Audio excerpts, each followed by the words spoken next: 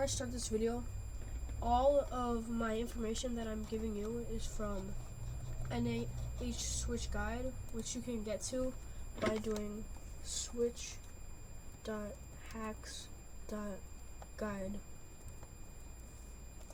and it will bring you to that website. So if you need any more information or you feel like I'm not explaining enough, then come over to the written tutorial. Hey guys, Luigi Mods here. Today I'm going to show you how to take this Nintendo Switch and mod it so you could have custom games, custom themes, custom apps, and even custom mods to your favorite games. Here are some things you're going to need before starting this guide.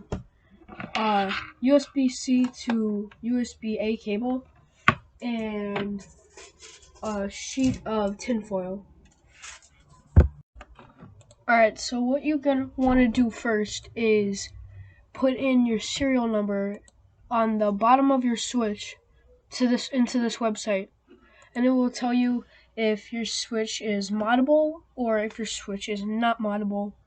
I got lucky because I have an XAW9 Nintendo Switch and I have a refurbished one, but mine isn't patched, so I can mod mine. Alright, now if your Switch is moddable, then you can continue with this tutorial. But if it's not moddable or you have a Switch OLED, you need to install a mod chip into the hardware of your device. It is also important to have any piece of software on here. It could be a game or like a Nintendo eShop demo. As you can see, I have two games right here for the homebrewing tutorial. For this tutorial, we'll need to know what RCM is. RCM, which is short for recovery mode, is a mode for the Switch that allows Nintendo to send Switch commands to do various things. And people found out that on unpatched Switches, you could send a payload and then quickly copy it into the memory buffer behind the stack. That would be overflowing the memory buffer into the stack, meaning you could smash the stack and get full access to everything on this system. We'll use it here to launch Atmosphere. Now we'll be entering RCM mode, but note that patched Nintendo Switch units can still enter RCM mode, but it's not possible to send a payload on these systems. Also note that RCM is a different recovery mode than the one accessed by holding volume up, volume down, and power. But before we enter RCM mode, we're gonna have to create RCM jig. I'll show you how to create an RCM jig with a piece of tinfoil just going over the Nintendo Switch Joy-Con, because this is the easiest way and this is the way that I use personally. So first what you're going to want to do is rip off a tiny portion of the tinfoil. Tiny little portion. And then you're going to want to take it, fold it along this line right here, and it doesn't have to be perfect. And then fold it again. And you're going to want to make this second fold as even as you can. And if you're doing it like this, and a little bit gets messed up at the end, it's okay because you can just rip it off.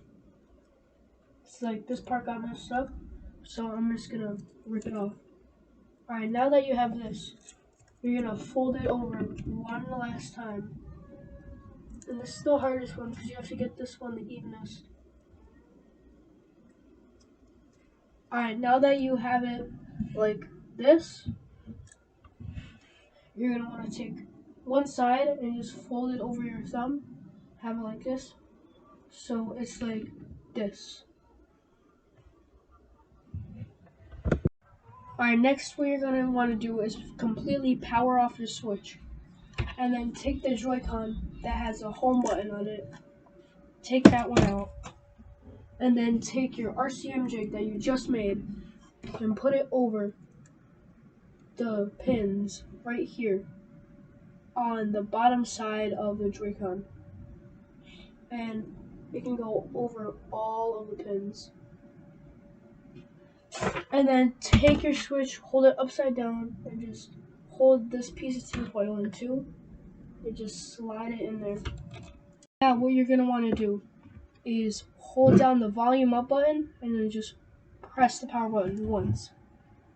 And if you see nothing happen, then you can release the volume up button, and that means you're successfully in RCM mode. Now what you're gonna need is a software named Tegra RCM GUI, which is right here, and install the MSI file.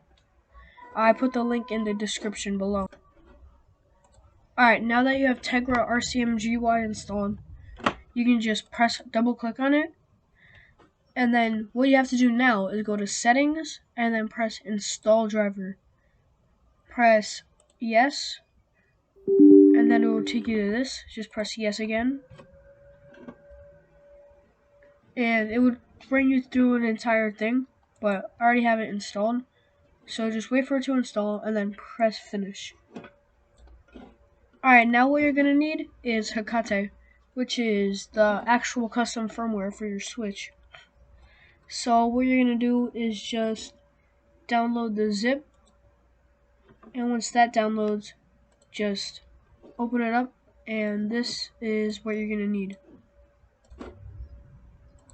Alright, now you're gonna take that USB-A to USB-C cable, just plug it in to your computer, and if you plug it into your computer and then you plug it into your Switch and it says RCM OK, then you did it. Now you're going to go onto this and press this little folder icon, and then you're gonna go to where you stored your Hecate bin file, and then you're gonna open it, and then you're gonna press inject payload. And now when you press inject payload, this should pop up on your screen. And for me, it worked on the first try, but for some other people, it doesn't work on the first try. So if it doesn't work, you just gotta put it into RCM mode again, and then inject it again. And then you have to go press launch, CFW SYS MMC. It will take a second to boot up. It should display this screen.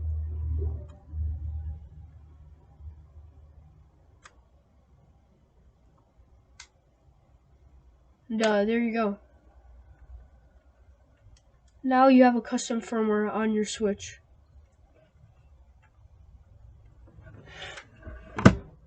And now if you go down into your photo album, which I have a custom theme for, so this is my photo album, blah.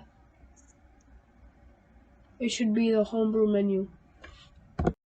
And then notice how it says applet mode right there.